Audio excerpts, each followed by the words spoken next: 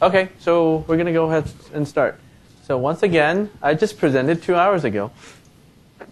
I have a lot of content that I can actually show you, but I'll go through the main deck, and you guys can ask me any questions you may have. So the focuses of my work is mostly evangelism, and also try to help.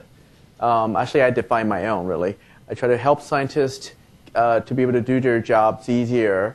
And I understand a lot of them do have other platforms they have to work with. And I used to be a cross-platform developer for a company that works for Department of Energy. So I do have to do quite a bit of cross-platform development. So this is mainly about how do you get a lot of the tools that you're familiar with and getting that to work well on Windows. So tools like Python, tools like GNU C++ or any other Fortran compilers that you guys are using, and also visualization tools that are available to you, such as Visit and ParaView. So we also have some demos, and you don't have to fall asleep, and I'll wake you up when I have something cool to show on the screen as well.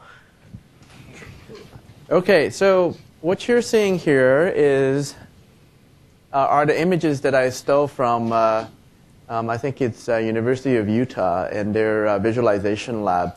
So one of the code that we used to work on is Nimrod. This is actually a tokamak. So a fusion simulation. So TechX Corporation, which is the company that I used to work for, so we actually made a lot of these type of visualizations, and they're really easy to do. So you can use tools like Visit and ParaView to be able to do that. And I'll actually show you how to do some of that myself today. So here is the world of HPC and technical computing code. And most of them are using GNU and Fortran, as we just mentioned, and that programming language just refuses to die. How many of you knew that the first version of Fortran didn't actually have a stack? Ah, somebody knew. Okay. And how would you be able to do recursion without a stack? It's non-atomic levels. Okay. Well, you actually just create your own stack, right? Anyway, so you create a stack object and add and pop your... That's a Microsoft coding question, by the way. I'm kidding. I won't ask you that. So a lot of them, that kind of describe a lot of what you guys are working with. For example, the code ownership. One of the codes that I work with is WRF, which is Weather Research and Forecast. I am only touching the very minimum of it because it's gigantic, and I know the folks that work on it at NCAR. There's also people working on it at NOAA and other places. And of course, there are in Boulder, but there's, of course, NASA works on it. So it's really not really a very easy way of getting the whole code because the chemistry solver is somewhere in NOAA, and you just can't get the whole WRF code. So it's a very complex ownership. So for us to be able to build something for you guys as a binary, that was my original naive thinking, even though I've been in the HPC business for a while. Be able to build something and give it to you, that doesn't quite happen because these codes are very complex. Depending on what you need, you actually build it differently. And I used to be a build engineer. I knew that. What's interesting, the other thing that's interesting is that the software is not the part where you have all your budgets are for. So budgets are usually for hardware, and software, well, that's graduate students' job. They're supposed to be the guys that actually get the software to work. So that's why the actual code for HPC doesn't necessarily work all that well. And I've actually had this conversation with someone from National Science Foundation, and the standard estimate is that to modernize each piece of HPC code will cost you $20 million. And he emphasized every time I go talk to him it's $20 million for each of your code. So I obviously don't have that kind of resources, but I'll tell you how I am able to scale that out very quickly and fairly easily. And that is to be able to work on the ecosystem. And basically work on these build tools. So these are all the, this is kind of my way of describing what it would take to get a good ecosystem for HPC, also technical computing going. So the first step is the developer tools. So many of you work with compilers. So you have to actually go build your application. So these are the compilers that you probably deal daily. PGI, the folks at PGI are very good friends with Microsoft. We have received multiple help from them. In fact, Wharf, one of the original builds that of Wharf was built with the PGI folks. So Intel compilers are extremely fast for Intel processors. And nobody can beat that. We don't actually make a compiler that that supports SSE instructions, meaning that if you do a lot of numerical computation and you want that speed, you wouldn't want to use the Microsoft compiler. So this is a general purpose compiler, but it's not necessarily for HPC. And finally, GNU C++. So I do have good news to report. So the GNU C++ compiler, as we see, the regression tests and the development is happening right here in Building 20. I personally sponsored them because this is cross-compiler is something that I always wanted to get working well, especially for 64-bit. A lot of people have started using the features of 64-bit to access more than 4 gigabytes of RAM. And I don't think there's any machine that comes with less than 4 gigabytes of RAM anymore. Even for laptops now, it comes with a lot more. So, Mike, here you have this giant machine, right? So how much memory do you got on that machine? The laptop, your laptop. My laptop? Yeah. 16. 16 gigabytes for your laptop. Are you sure? I think. Wow. I wonder how much that would cost you. Not much anymore, right? So you can actually buy a laptop with 16 gigabytes of RAM for less than $200. $2,000. The memory part of it is actually less than that. So that is running right here in Building 20. So these developers that I work with, they are not sponsored by companies. They are actually volunteers. So they are working on the next version of Fortran compiler for Windows that supposedly will work better and faster than the Fortran compiler on other platforms. We're already working with them. So all of these people are actually folks that are volunteers. They're not, there's no conspiracy of them, oh, these guys work for IBM, these guys work for HP. There isn't that conspiracy. They are really volunteers, and they're helping you as a scientist to make your code be able to port very quickly. So let me actually go back to this picture. So once you have built your software, the next step is about actually compiler. The next step is build tools. So how many of you are familiar with makefiles? You'd probably be writing makefiles all day long if you're working on a Linux. Oh, there's some. And makefiles, if you notice, there's actually a shift in the industry. It's called moving towards CMake as a standard a standardization. But the reason that, part of the reason, or maybe even a small fraction of the reason, is because a lot of these codes have been traditionally extremely difficult to build with AutoConf Automake. So I know most of you are familiar with AutoConf Automake. So that is just something that just doesn't quite work. Our friends at Kitware, especially Bill Hoffman, he is the creator of CMake, and he has been working with us to make sure that it supports, this is mostly him doing the work, right?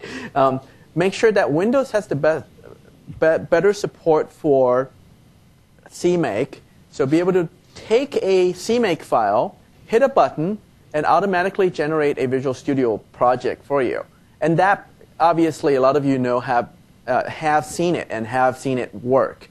So a lot of the projects that I have previously worked with in my previous life for example, solver codes. Things really complex solver codes like Petsy and Tralinos, and also HPC codes. A lot of them are actually moving towards using CMake, and that benefits Windows for me as well to help Bill and help them migrate to that process so that we get the Windows build automatically, pretty much. So that is the build story and what we're recommending for people to use for cross-platform compatibility. In terms of Unix environment on Windows, there's a lot of emulated environment. So Cygwin is the one that most of you probably use, and I recommend that is the fine environment to be using. And then there's SuA. SuA stands for Services for Unix Applications. So that's actually going away for later versions, or going to be deprecated for later Windows versions. Did you know for server, you can actually go install that as a subsystem. So you can actually install a Unix subsystem. It looks just like Unix. But that's actually going away. So I still recommend that people to use their Cygwin stuff. And MainGW, there's two versions. One is the original 32-bit version, compiler plus some basic tools, and it comes with a little shell. And there's a 64-bit version, which is what we are working on. It's a new project. It's more stable, and that is a cross-compiler.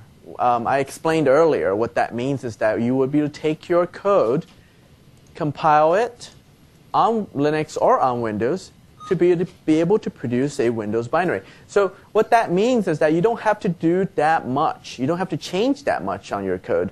So for example, when I built Openfoam with another person, it didn't take us very long at all. It's probably 2 or 3 days. And while you try to port your entire application using Intel or PGI or Microsoft compiler, it will take you much longer. So you may sacrifice for a little bit of performance, but we're striving to make that also a priority for the MainGW project. So now, once you have your Unix environment, your compilers, we go to solver codes and I/O codes. So a lot of these HPC applications are involved in both I/O and computation. So what that means is that under the hood, linear solvers are included in these libraries. So these libraries have had some fairly new facelifts, and we have made sure that these codes actually build out of the box. And in fact, there's people that ask me questions about these libraries, and usually what I send them is the build line, config line. I send them the config line or the CMake line, and I don't hear back from them ever again because it works. So the other part is HDF5. We work very closely with the guys at HDF5 group to make sure that for these scientific applications, they all include these libraries for I/O. And a lot of you are kind of falling asleep a little bit. I understand. I'll go to demos very soon. And then there's all your codes. Once you have the libraries, your tools, and soon you'll be able to build your application with these dependencies in mind. So this is the work I've been doing for the last few years, and trying to really make sure that people don't have a hard time building stuff on Windows. And of course, if you kind of quickly look, these are all kind of related to HPC and parallel computing, but there's a lot more tools in terms of non-HPC codes you can build with these tools and environments. And finally, visualization. That's probably one of the most important part of scientific computing, which is that you can't really understand your data until you have been able to visualize it. And we'll show a fairly simple demo. And then suddenly there's probably another part of this which hasn't happened, which is how do you integrate that with the Microsoft tools and all the new web-based data like OData and the Power Pivot and all these wonderful new tools that are designed for commercial world, and how do you make the marriage made in heaven instead of the shotgun wedding with all these Microsoft tools that are available. So that is the ecosystem that I am trying to build. Here's a little project that I did a few years ago, actually 2 years ago. It's called the Unix to Windows API Dictionary. So for a lot of people who are porting their code, it's very much having to go through the code and say, hey, this function doesn't exist on Windows.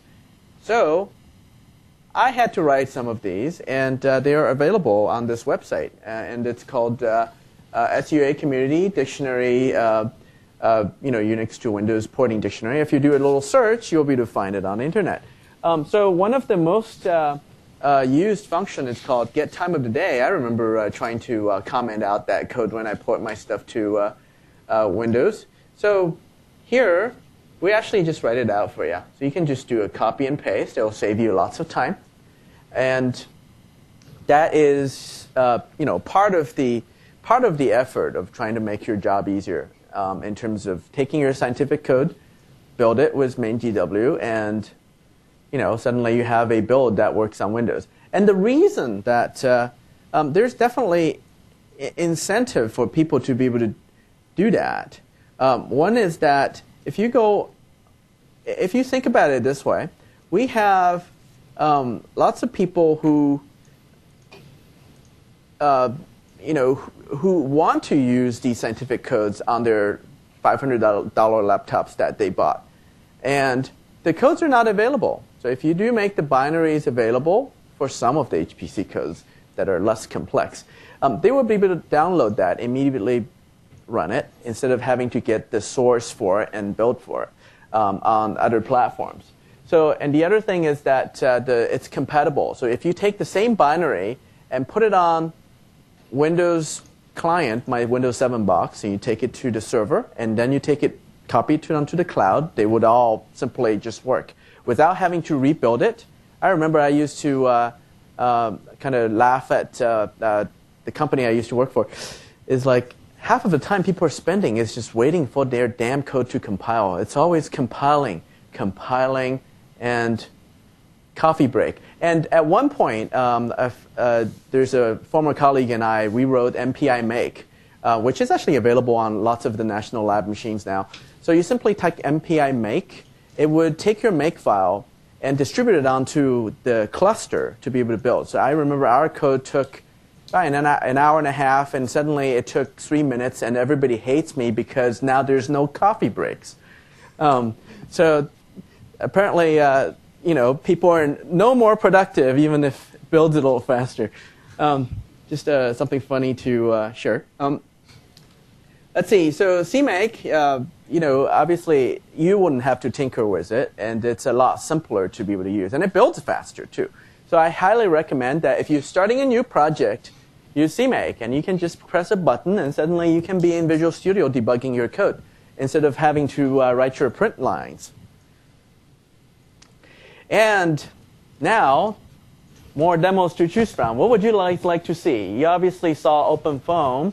The story behind that is that there is no UI for this complex CFD code, and I had to work with someone to get that out there. So there's actually quite a bit of work involved. Think about it this way. Fluent charges you $4,000 per core for basically the same CFD code. So in order for us to democratize science, we want to make this free. So, but it's hard to use. And most of these folks are using it as a consulting gig. So we actually made the UI for that. And I partnered with a retired engineer from Star CCM to create that UI. Of course, he had it running, and I helped him to integrate it with the cluster and also make sure that it supports MPI. So that was the contribution I made there. So we're really trying to make sure that people have what they need, and it's easy to be able to run these type of codes. So what you saw today, it comes with an installer. Openfoam, KDM comes with an installer. You simply click on play, and it submits the jobs to the cluster and also the cloud. But that integration is not that difficult, but I don't see a lot of it for many of the open source codes. So what I'm trying to show to Microsoft, as well as people like at National Science Foundation, is it doesn't take that much it doesn't take $20 million to modernize a piece of HPC code. It could simply be adding a user-friendly front end with a CAD interface in mind. So essentially what's happening in the open source community is that there are thousands of people working for us. Think about the little CAD in front end you saw. We didn't actually have to do the work. The CAD program is something called, what's it called? I'm trying to remember now. It's OpenCAD or one of the free open source CAD program out there. And the 3D rendering engine underneath is VTK, which is also free, right? So a lot of people use that to do their visualization. And ParaView, in part, is that. So what I propose is that let's look at one of the simple ones. So here's a little program, a little, paint file. So what it is, it's a really, really, really big file. It's 20,000 by 20,000 pixels. So how many of you could actually tell me how big that file would be? Does it say? 1.2 gigabytes. There you go. So that's per frame. That's per frame. Let's see what it's actually seeing here. Let's see. So here is a tobacco mosaic virus. And I don't think anybody in the world has rendered it at that resolution. So I rendered that on my cluster. And it kind of shows you it took about 12 hours per machine, but on the cluster it didn't take too long. But you actually zoom in the whole way, you can see the kind of resolution we're looking at. I'm not even zooming in this whole way yet. You can see in the future, when we build digital content, it could be 20,000 by 20,000 frames of an hour of a movie. So that would be, I don't know, a few terabytes of data there. So there's as much, all these problems, all these digital content creation, all these supercomputing problems, all it takes is to add a 0 at the end of the guy's input. And suddenly, the sysadmins are scrambling to build 10, 20 times more computing power. So there is no end to, so people say that we can't use that much computing power. That's not true. We would be able to use as much computing power as is available to us for a lot of these problems. So this is simply using Tachyon, which is actually a program written by John Stone at UIUC, which works fairly closely with me. He wrote this as a multi-threaded, also multi-MPI program. So he essentially took the data and be able to take advantage of the entire cluster using I think it's threaded for each of the nodes, and then MPI for the global communication. So as multi-core processors become more and more available, this hybrid architecture is becoming extremely important to have good performance. The reason is because for an MPI job, each of the processes is a heavy process. But threads are much more lighter weight, therefore you get better performance. So I know not everybody does HPC here, but this is something to keep in mind when you actually have to do HPC later. So another thing I want to show you is the GPU code that we did. So let me see if I have the slides for it.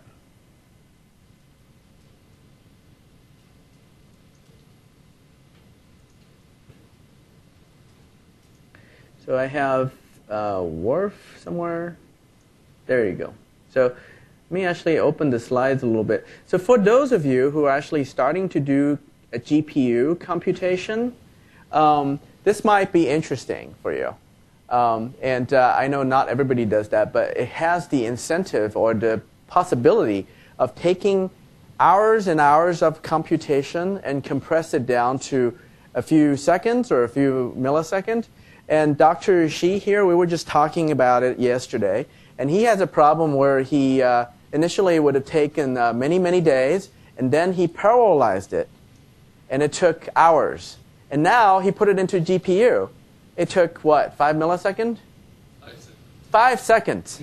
So that's the kind of incentives that people are getting. So let's kind of, even though you guys may not be doing GPU computing, I'll try to explain, the hardware and how things work fairly simply so that you have an idea what you have to deal with as you start to use some of these more advanced technologies. So WRF is a NCAR weather model. So it has multiple parts. And the first part is, well, the part we worked on is the Microphysics Colonel. So what it's doing is, what we did is that we divided up, each of these layers, each of these things is divided up into a column for your atmosphere. And then for each of these layers, we slice it into 27 different layers. So this is how you parallelize the code. Originally, I think what NCAR did is that they didn't do this. They didn't, slice it further because there's communication that has to happen for each of these layers. So you have to write code for that. They probably didn't do that. So that's why our code is a lot faster. So for GPU or any type of parallel computing, the first thing you think about is how do I partition the data? How do you take the data and be able to slice it open into, sections that you can work with? So partitioning the data is very important when it comes to parallel computing. So these are the things you have to compute. So I'm sure we have weather experts here. So does this look familiar to you? There's some weather experts here. So these are the things you have to compute. And then basically you do all these computation. And it's about 30% of the execution time. So GPUs have a lot of symmetric processors, and the way it works, if I could draw that, actually I probably have a picture in the end of at the end of this. There you go. There you go. This is how it works. So what it means that for you have these things called the cores and stream processors. So actually I'll write it down for you. So you have a GPU, and it has up to 512 cores. So each of these little cores, up to the card that I have is $700. It's the NVIDIA, what is it called? Quadro? Yeah, Quadro 4000. So I have a card called Quadro 4000, and that card has 256 GPU cores. And if you look up the information, and that little puny laptop has 32 cores. So, and you compute and everything using this thing called warp. And what that means that you have 32 threads. This is what you kind of think about. So originally, when you had the atmosphere layers, so each of the columns take up one core, and each of these layers take up a thread. So the reason it works that way is that if we zoom in to look at each of these cores have 8 stream processors. So these stream processors would be able to do take a little thread and do the computation. So these are hardware-based threads. They're extremely efficient. And since there are 8 stream processors, we're working with 32 threads. What is the reason for that? Anybody know? Anybody program GPU here? Nobody has. Okay, the reason is because each of these stream processors, the shortest instruction, takes 4 clock cycles. So in order to not to stall the pipeline, so you will have to do 32 threads. And people have tried 32, 64, random things. I've actually noticed that no matter what you do, it's always the best practice. So that's why they tell you to program in terms of warp, which is 32 threads. And then you partition that data out. So that's how you get the 500 speed up, thousands of times of speed up. So for 256, cores times 32 threads, you can do a lot of parallel processes that you're doing.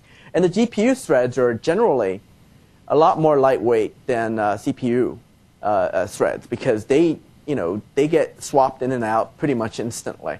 So this is how you're able to do that. And what we did is that we really speeded up quite a bit, and we have a Visual Studio project. So what you're seeing there is 112 cores. Depending on what generation of GPU you have, you would have different number of cores. So let's actually run the code real quick. And it's not all that exciting, but I can show you that it actually does run. So here's the Microphysics Kernel. And of course, you just simply build it. And the CUDA, the CU files, they're actually CUDA codes. They're kind of a NVIDIA version of C. And you compile that and using the NVCC compiler, and then you link it with the main program, which is your C program. So let's just build it. Of course, I already built it, right? So I'm just going to build it and pretend that it built again, and go back to the debugging thing. And there's a little cool trick for Windows. If you type command CMD right there in the Explorer window, it brings a window with that directory. So I can just type worf.exe. And you can see it finished very quickly. And you can see my laptop. If my boss is watching this, he would be buying me a new computer, right? So he's on vacation. So there are 4 multiprocessor plus 8 cores, and you essentially have 32 cores. So it's not a very fast machine, and you can see the warp size, it's 32.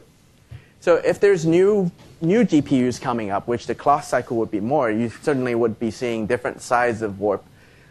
So basically, parallelization, being able to divide the work up into smaller pieces is what parallel programming is all about. And you can use that for GPU, you can use that for MPI processes, you can use that for CPU. It just really comes down to how can you think in terms of partitioning, being able to partition your work and also your data. Okay, so let's actually look at another interesting example.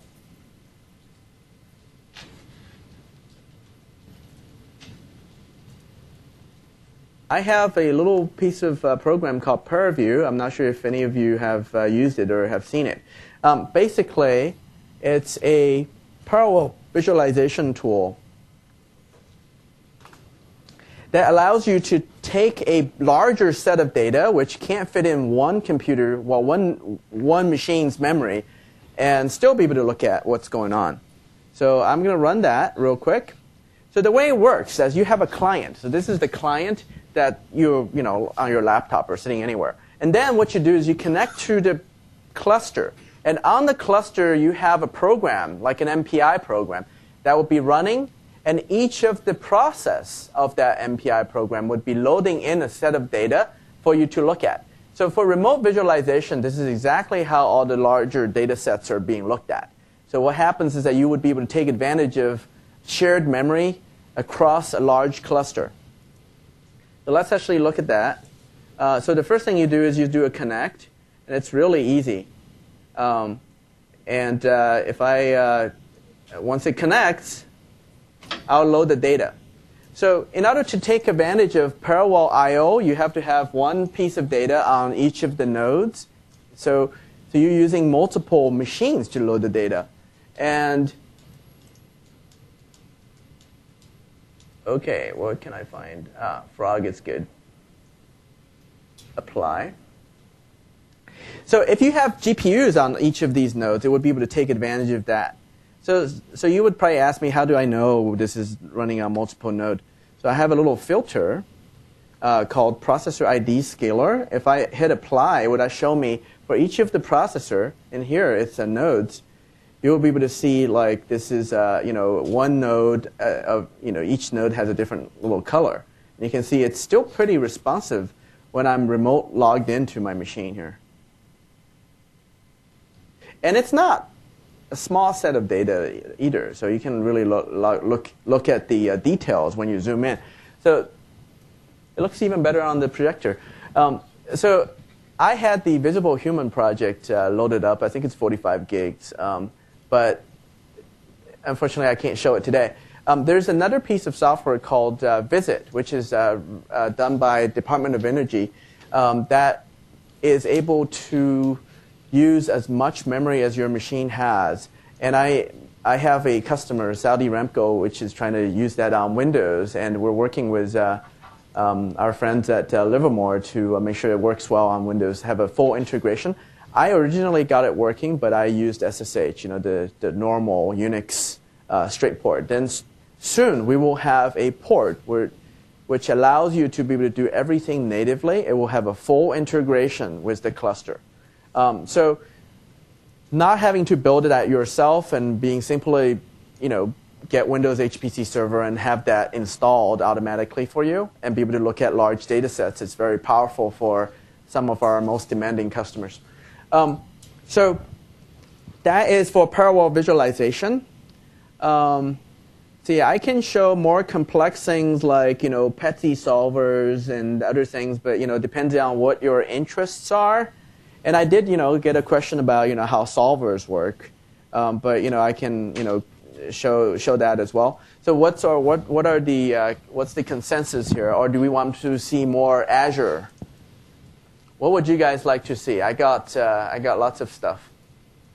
So whatever is in my directory, I can show. I go to the depth of a lot of these specific technologies, such as solvers and parallel visualizations and GPU. So we can, talk more about each of these. So what's the consensus here? Oh, you're all tired and want to get some snacks. Okay. What? How about the last one? The last one? Which is that? Okay. Okay, actually, let me see. Where's my slide? Did I just close my slide? Maybe my finger is telling me I should stop or something. We can look at that one I think you guys saw. Let's see, this one. Let's see, what other demos do I have on this list? Developers.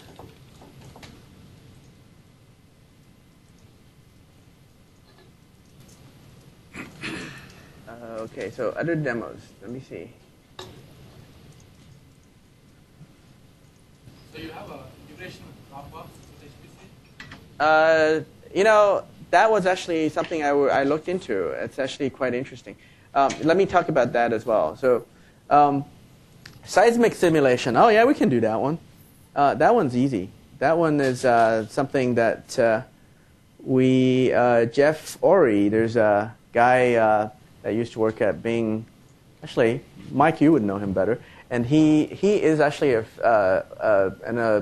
someone that also went to CU Boulder. He used to live in the lab space in the same building as I did. And let me actually show that demo real quick.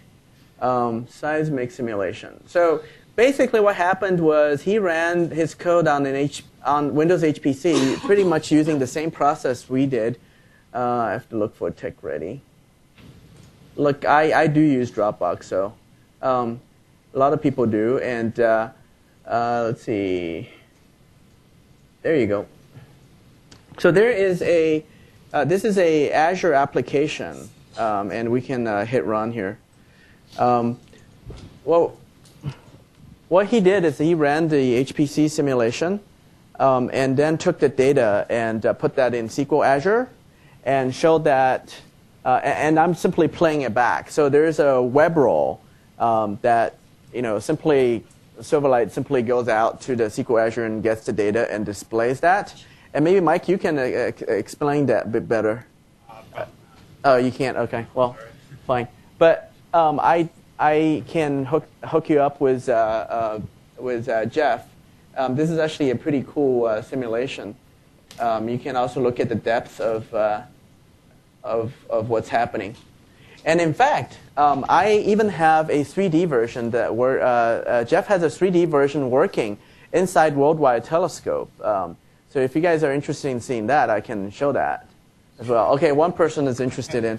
Okay, thank you. Somebody is awake. I know you're all awake. So this is one of them. Essentially, it's displaying the same data set, but over different layers. And then let's show the Worldwide Telescope version. So you have to accept my apology that I will have to log on to my messy desktop.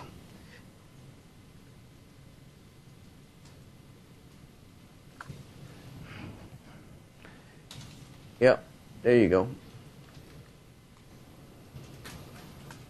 And you can email him, and I will give you his email address about this particular simulation.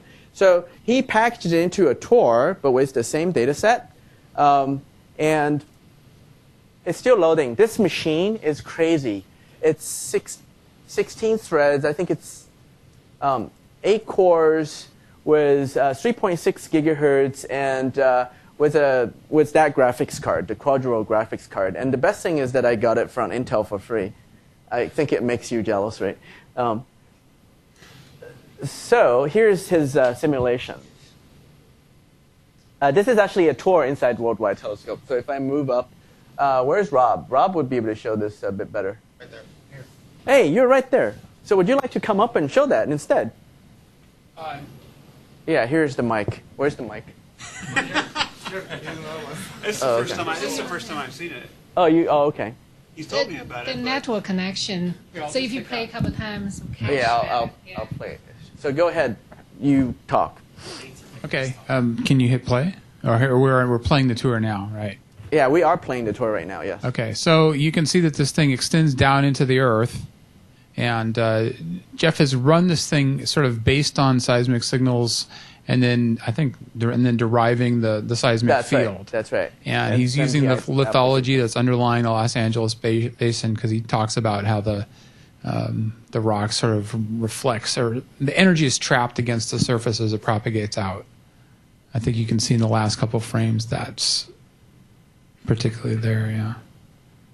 Anyway, I don't have anything more to add aside from the fact that you could pause it and then put it on time cycle and then watch that data playing back. Yeah, so there's do you want to show that?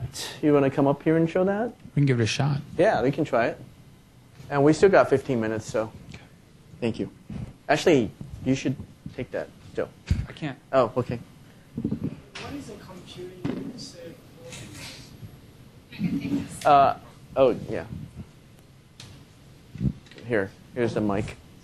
What is the computing-intensive problem here? Has that been simulating the seismic progression, or what is behind this been running on HPC? My understanding is that this, it's finite element code that is an MPI-based code, and he ran. And we're simply taking the data that got produced to import it into Worldwide Telescope. And I don't know the details, but yes, it is finite element. Yeah, another question? This is true 3D volumetric rendering or just... Microphone, yeah. About the simulation, is it really 3D volumetric rendering or just display images? It's like actually a 3D data set. It's not images. Like the recasting or volumetric rendering. I mean, this is a true 3D. We can walk through the your simulation or just... So what you were asking is that whether what we're displaying here in terms of the actual wave, whether that's an image or whether it's actual data points. It is an actual data points. I remember that he said any more data that he put in here, it won't be able to run. In fact, he gave that to me because I have the only machine that is capable of actually running this, showing it. It's actually a huge amount of data set being imported into Worldwide Telescope. And of course, the real expert, Jonathan, is not here, so we can probably ask him in terms of how much data you can actually put in there and display. But I'm pretty sure he used all these, opaque various artistic effects to be able to make it look more smooth. But at the end of the day, it is real data. So it's point clouds or just you render the points, not the... My understanding, these are point clusters of points. And you're very welcome to talk to Jeff, which I can provide some information. Yeah. Yeah, we'll watch Rob do the magic here. How large is the data set, the actual animated images? You mean the tour that got packaged up here? So the actual tour is 8 megabytes, but I don't know the actual data set that he produced. Last time I checked was a few hundred megabytes. But of course, he ran a small version. There could be a much larger version. And my understanding, it would take 16 nodes, about a week to complete the actual simulation. 16 nodes meaning 4 cores, and he didn't use the most modern machines. I think my Cray would be able to handle that in about a week or so. And the next question is probably, does this scale on Azure? We don't know. Maybe we'll try it and let you know. Yeah, see, it's already looking much better when Rob is doing it. And also, what you're seeing here is just remote desktoping into my machine somewhere on campus. So it's looking pretty good. But for SP1, we have something called the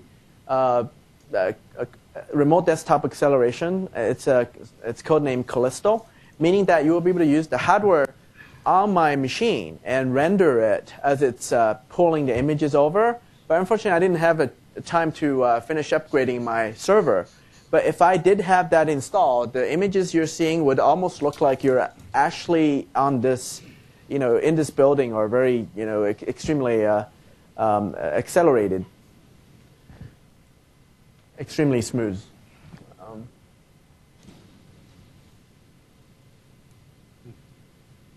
Okay, Rob, any comments?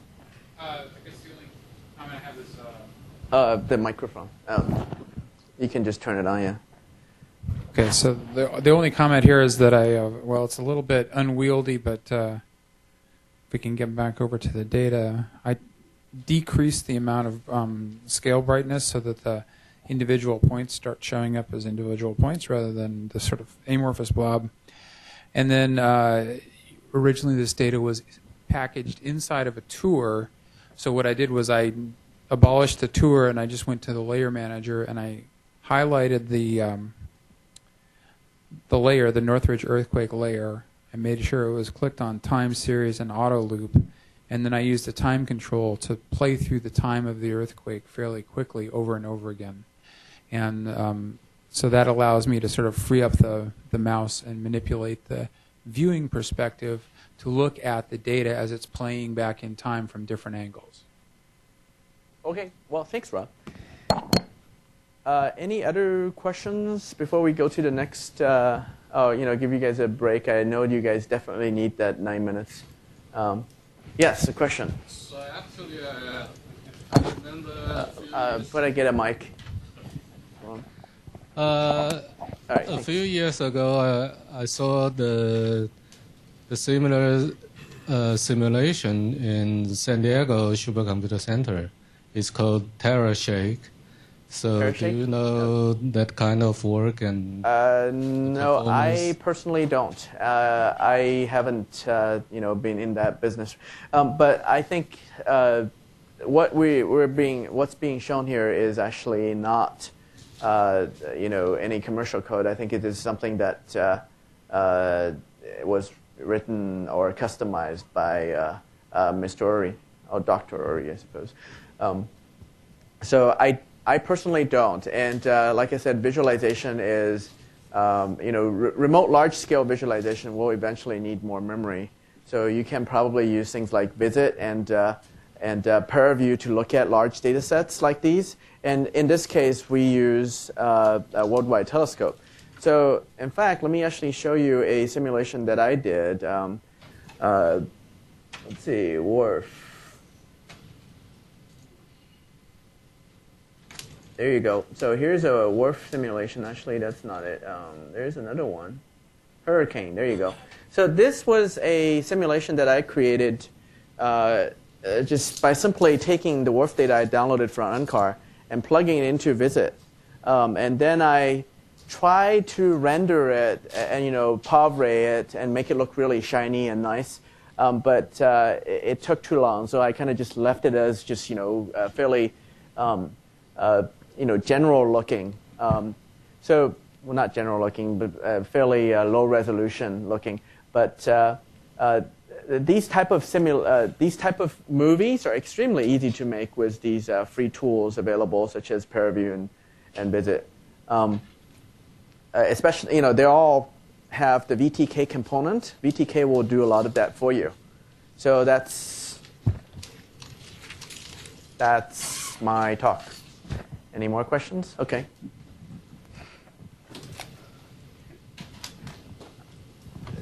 Yes, sir. With the solid-state drives emerging on the market, getting faster and faster, they're expensive, but they give you a lot of capacity, and they're pretty fast with their seek time and transfer rate. Isn't that right? That is correct. And I have one right here on my laptop, and you just read my mind. I have 8 SSDs sitting in my office. I'm trying to install on the Cray after this. So yes, they are much faster, and they are on the upward of 250 megabyte per second read and write. But in reality, you're really seeing about 100 to 120 megabyte read and write. And they have these newer cards, which is a PCI Express, that you can plug into your machine. That's actually faster because the read and write is limited at some point by SATA interface. SATA interface is running at 3 gigabps. So these would actually, manufacturers would actually make these PCI Express cards that you plug into your machine, be able to get even faster transfer rate. So could you, in order to be able to work with a large data set like this for visualization, yep. Would it make sense to try a memory mapped model for processing the data to play it forward? So you're not trying to load everything into memory, but you're pulling it off of the SSD at a rapid rate. Absolutely, but it's always the hierarchical memory organization, right? So you, when you have SSD, it will be faster, but you can probably have another layer, which is the hard drive.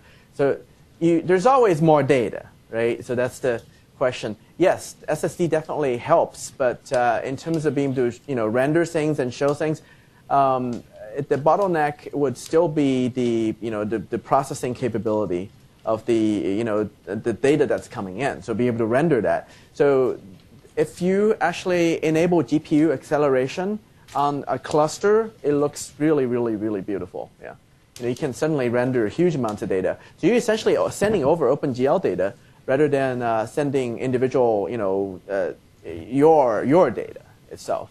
So there's a lot more being done in that, and what's really happening is GPUs are kind of taking the lead and taking the heavy workload here from now on. It's memory plus GPU. CPU doesn't do that much for you anymore in terms of visualization. Okay. More questions? So I think she wants your microphone again.